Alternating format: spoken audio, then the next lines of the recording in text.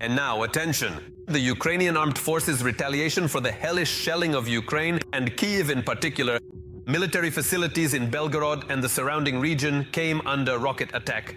According to the regional operations headquarters, damage was inflicted on energy infrastructure facilities. In addition, on the night of May 25th, Ukrainian defense forces struck the Belgorod oil depot in Russia's Bryansk region. According to the General Staff, this facility is used to supply the occupying army. Here are the details. Revenge for Kyiv. Russia, get ready. It's an explosive morning in the swamps.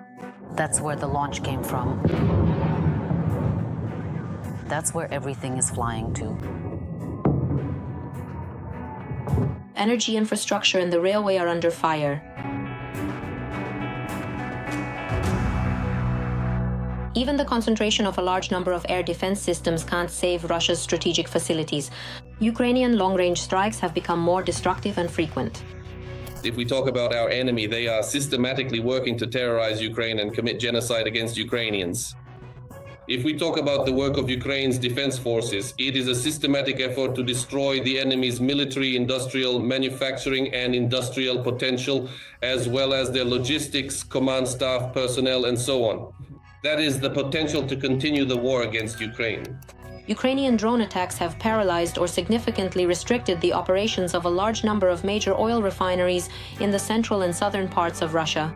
Since the beginning of May 2026 alone, about 11 oil refineries have been hit. Some attacks in May reached record distances of more than 1,500 kilometers from the front line, where several Russian aircraft were destroyed or damaged. Ukraine, in turn, has achieved significant results by undermining the oil refining sector as never before.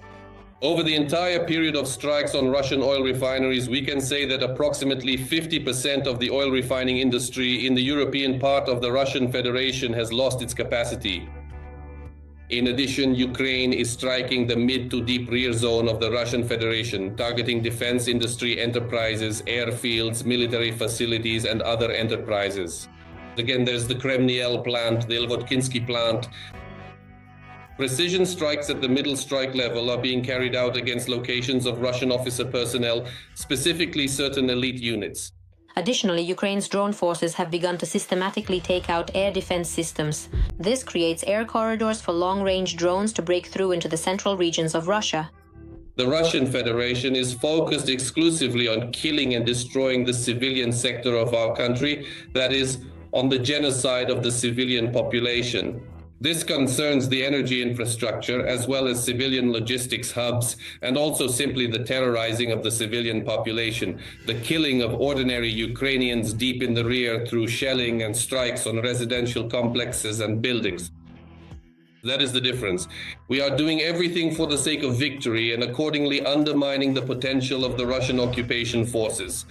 Thanks to the rapid development of Ukrainian technologies and the expansion of the geography of attacks, the entire European part of the Russian Federation has come under constant threat of fire. In 2022, we started with the ability to strike deep into the territory of the Russian Federation or temporarily occupied territories at distances of up to 50 kilometers, specifically at such ranges.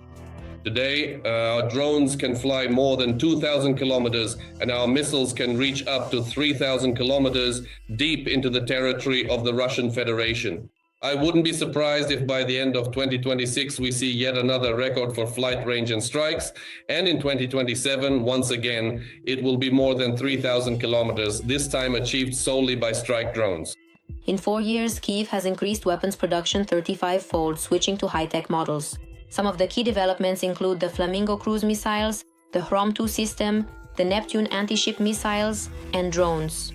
We managed to implement a whole series of projects quite quickly and in extremely tight timeframes, not only related to the further modernization of existing missile types and missile armaments, for example, the R-360 Neptune missiles, which have been upgraded over all these years. And today we have the Neptune D, a missile with an increased range of up to 1,000 kilometers. But new models were also created, among which the most well-known is, of course, Firepoint 5, that's Flamingo.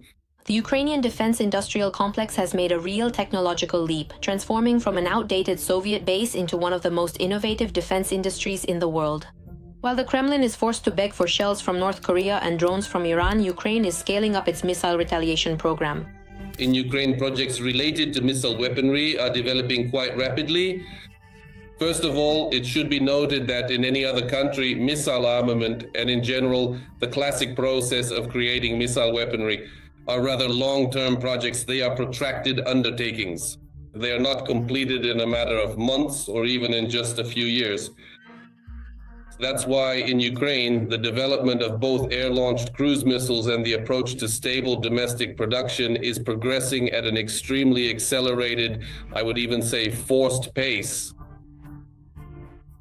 The war has become a powerful catalyst for the development of Ukraine's defense industrial complex. Thanks to private companies, Ukraine will be able to create innovations in the defense industry and effectively implement them on the battlefield.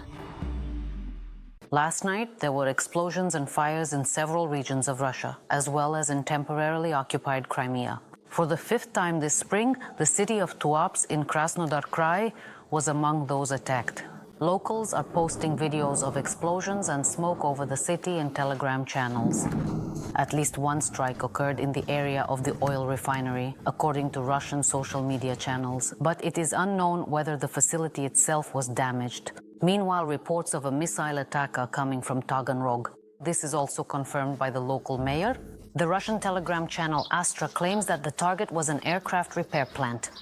A fire broke out on its premises. It just shook everything. Where did that go? It crashed into the entire family house. Unbelievable, a missile just hit. 2 missiles, actually. Oh my God. Well, the siren didn't even go off.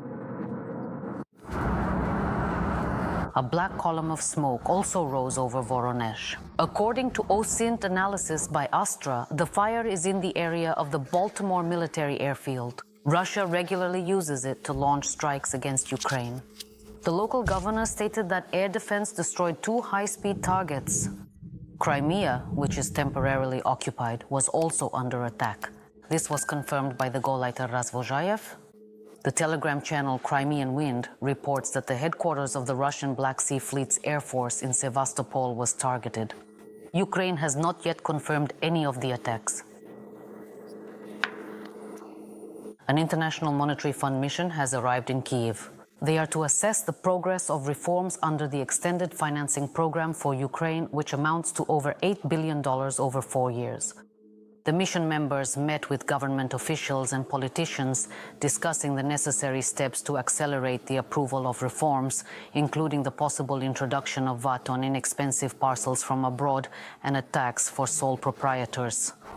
The taxation of parcels was part of the so-called large tax package, which is one of Ukraine's commitments to the IMF. However, the Verkhovna Rada failed to pass the bill yesterday. They were supposed to introduce value-added tax on parcels from abroad worth up to 150 euros. This is one of the IMF's requirements for Ukraine to continue receiving international aid. Today, a meeting of the European Union's foreign ministers will take place in Cyprus. The head of Ukraine's Ministry of Foreign Affairs, Andriy Sybiha, will also join. The meeting is informal. One of the key topics is the situation following the massive Russian strikes on Kyiv and the Kremlin's threats of new attacks. European diplomats will discuss strengthening sanctions pressure on Russia, defense assistance to Ukraine, and Europe's role in the peace process.